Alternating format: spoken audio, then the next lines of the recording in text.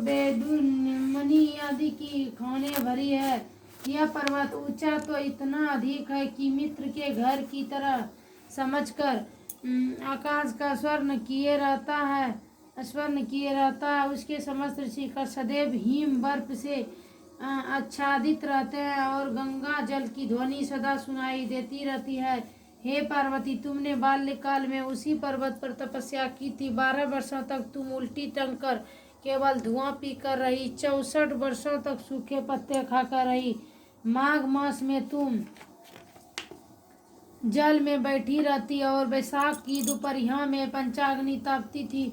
श्रावण महीने में जल बरसता तो तुम भूखी प्यासी रहकर मैदान में बैठी रहती थी। तुम्हारे पिता इस तरह के कष्ट सहन को देखकर बड़े दुखी हुए।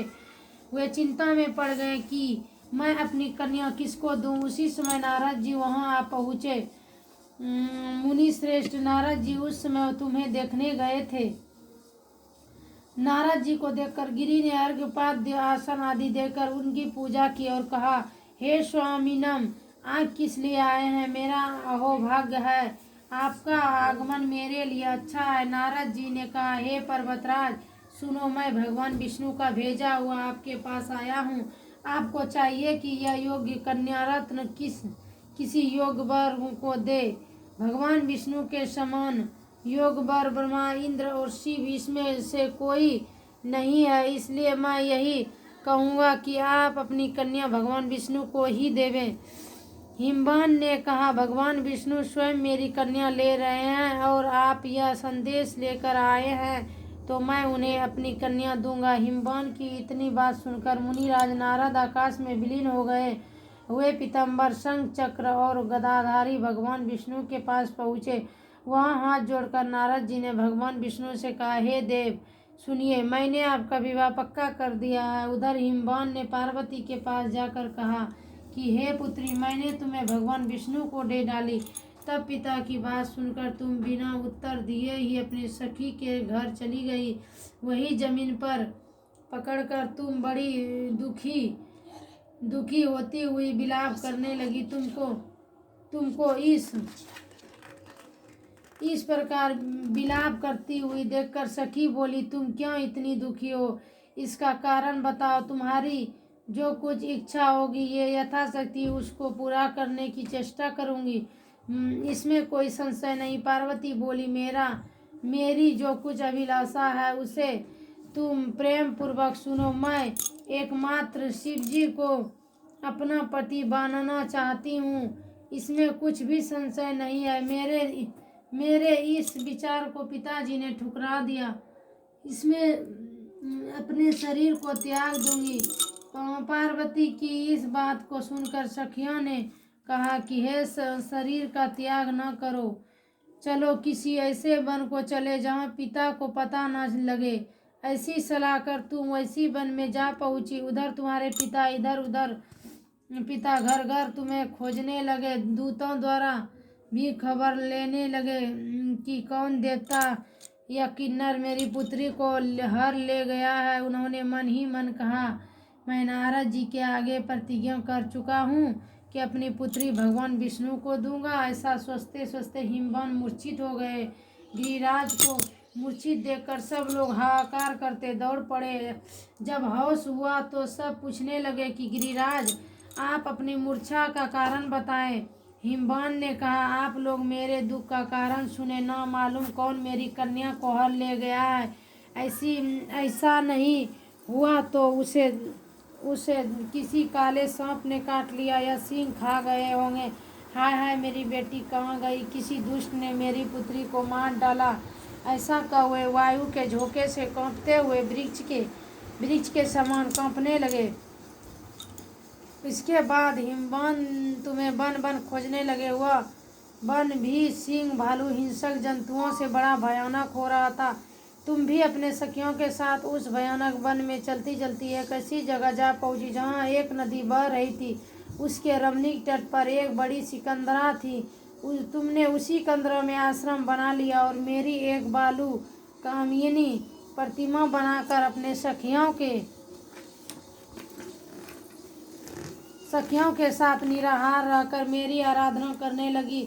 जब भाद्रपद शुक्ल पक्ष की हस्त युक्त तृतीया तिथि प्राप्त हुई तब तुमने मेरा विधिवत पूजन किया और रात भर जाकर गीत बाधादि से मुझे प्रसन्न करने से बिताया। उस व्रतराज के प्रभाव से मेरा आसन डगमगा उठा, जिससे मैं तत्काल उस स्थान पर जा पहुंचा जहां पर तुम अपनी सखियों के साथ रहती थी।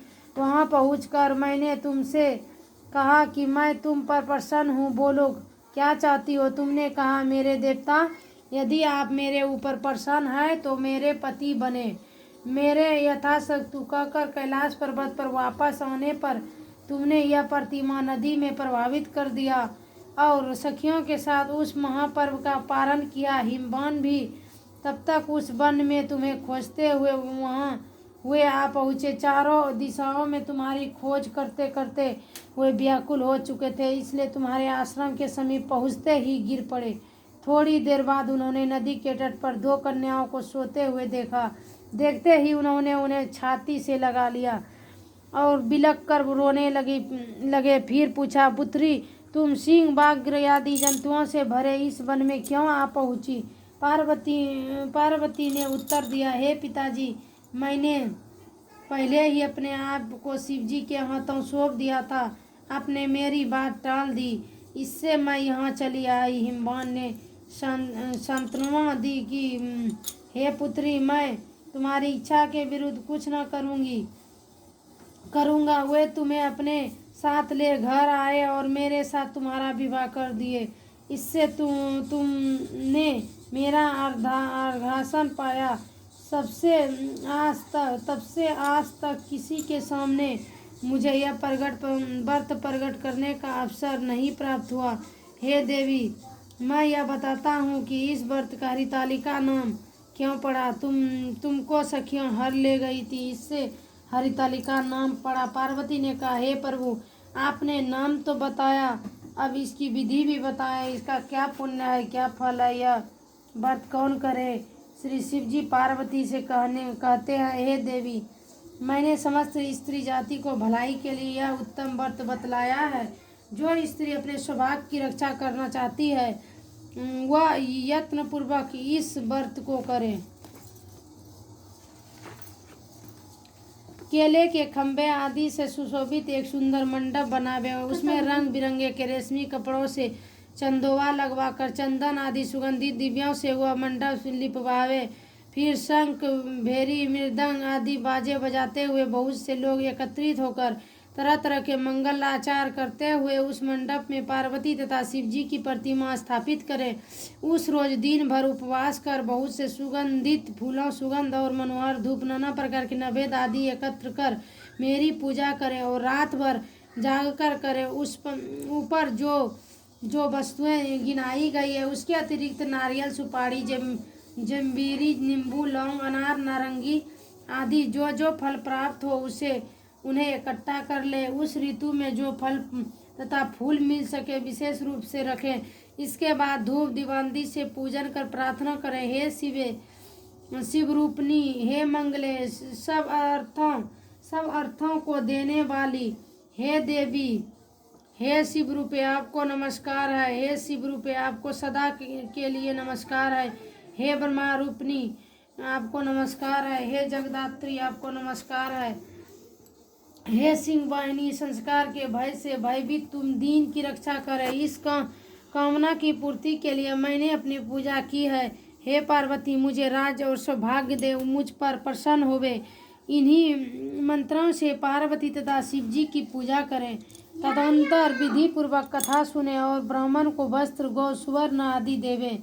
इस तरह एक चित होकर स्त्री पुरुष दोनों एक साथ पूजन करें। फिर वस्त्र आदि जो कुछ हो उसका संकल्प करें। हे देवी, जो स्त्री इस प्रकार पूजन करती है वह सब पापों से छूट जाती है और उससे 7 जन्म तक सुख तथा सौभाग्य प्राप्त होता है।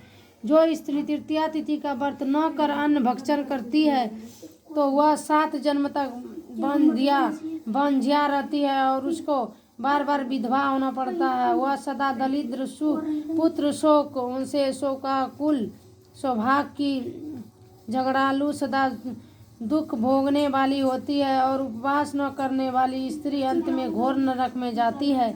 मांसाहार करने से बाधित, दही खाने से बिल्ली, मिठाई खाने से चींटी और कुछ खाने से मक्खी होती है।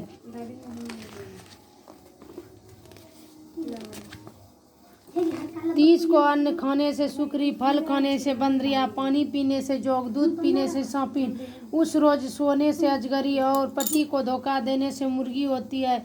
इसलिए सभी स्त्रियां व्रत अवश्य करें। दूसरे दिन सुवर्ण, चांदी तथा तांबा अथवा बांस के पात्र में अन्न भरकर ब्राह्मण को दान दे और पारण करे।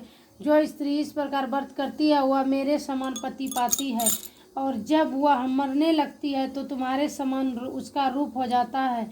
उसे सब प्रकार के सांसारिक भोग और सायुज मुक्ति मिल जाती है। इस हरितालिका की व्रत कथा मात्र सुन लेने से प्राणी को 1000 अश्वमेध और सैकड़ों वाजपेय यज्ञ करने का फल प्राप्त होता है। हे देवी, मैंने यह सब व्रतों में उत्तम व्रत बतलाया जिसके करने से प्राणी सब पापों से छूट जाता है। इसमें कुछ भी संशय नहीं है। बोलो शंकर भगवान, माता पार्वती की जय। सुनो ना, सुनैल भी कहे कत्ता जन्म पाप करता है, ना सुनते खाली एक करिल तो ना